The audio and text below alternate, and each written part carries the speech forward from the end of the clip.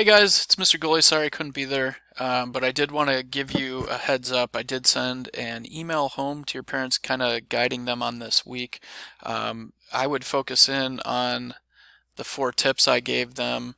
Don't be surprised if they ask to see your driving questions. I gave them the directions, which are on slide 31, and I gave the same video that you saw as part of your QOD right here.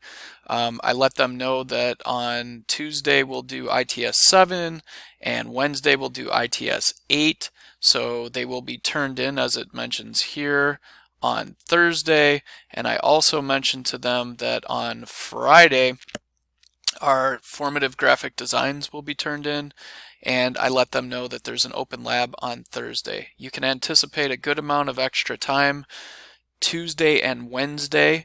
They're shorter ITSs, so you'll be able to work on your graphic designs then.